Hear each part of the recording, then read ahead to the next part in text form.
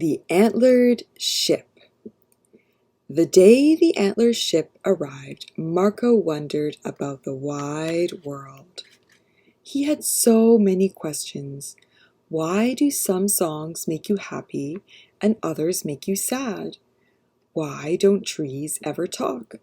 How deep does the sun go when it sinks into the sea?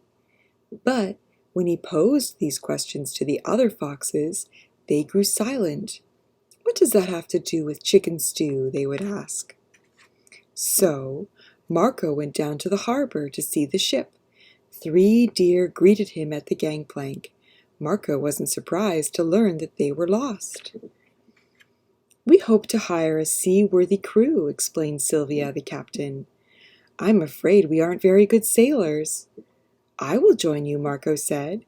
He thought to himself, "I will search the seas for foxes who know the answers to my questions."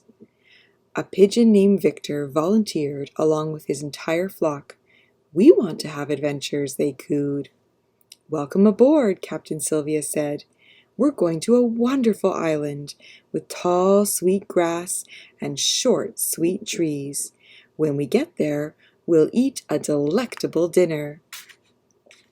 But the voyage was more difficult than anyone expected. It rained. Waves crashed over the sides of the deck. "Why is water so wet?" Marco wondered. The pigeons weren't used to the hard work of raising and lowering the sails. After the first day, they went below deck to play checkers and stayed there. The deer worried about sharp rocks and fierce pirates, and feeling seasick, they huddled in the bow and waited for something bad to happen. After days of drifting and dining on crackers, the animals were damp and cranky. "We should have stayed in the woods," Sylvia said. "Deer aren't supposed to go to sea." "We should have stayed in the park," added Victor. "Pigeons aren't supposed to do hard labor." Marco eyed the deer and the pigeons. "Foxes aren't supposed to be vegetarian," he said. "Still, we must do the best we can." That evening, Marco found a recipe book in the galley and cooked a warm and reviving stew. "Should we look at the charts?" he asked, after everyone had eaten. "We might find adventure here," said Victor. "And trouble here," said Sylvia. "But we'll find the island with tall, sweet grass and short, sweet trees here." And perhaps foxes too, Marco thought. Foxes with answers. As they plotted their course, the wind picked up. The storm clouds thinned into marvelous swirls. "Raise the sails!" Sylvia cried. In the morning they came to the maze of sharp rocks, each one large enough to tear the bottom from the boat. But the pigeons flew ahead, tracing a path through the shoals and sharp rocks to the safety of the open sea. The next afternoon, a pirate ship burst from behind a rocky island. "Turn over your treasure," the pirate captain bellowed, "or we'll put a hole in your helm." "Lower the antlers," Sylvia commanded. The ships clashed and crashed and smashed until the pirates turned and fled.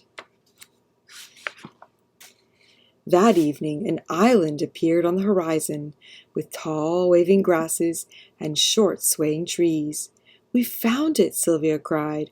"We've triumphed!" Victor cooed. "Do you see any foxes?" Marco asked. The deer grazed the grass and nibbled the trees. The pigeons told stories of their adventures to a flock of admiring seagulls. Marco scoured the island for foxes. But he didn't find any. "I have failed," Marco told Victor and Sylvia. "No foxes. No one to answer my questions."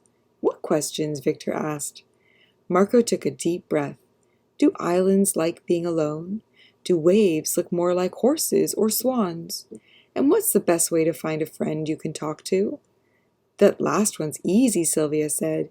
"You make friends by eating together." "I disagree," said Victor. "You make friends by having adventures together." "Maybe you're both right," Marco said. "But I think you make friends by asking them questions." "Well then," mused Sylvia, "should we head home tomorrow?" Or shall we visit the island of scrumptious shrubbery? Are 2 adventures enough? Asked Victor. Or should we have at least one more? Is it better to know what's going to happen? Wondered Marco. Or better to be surprised? There were so many questions left to answer, and so many more to ask. So, in the morning, they raised the anchor and hoisted the heavy sails. They knew now that the wind would come and go, the clouds would sometimes make marvelous swirls, and sometimes make them wet, and that everything they hoped to find could be found aboard an antlered ship, on the way to wherever they were going.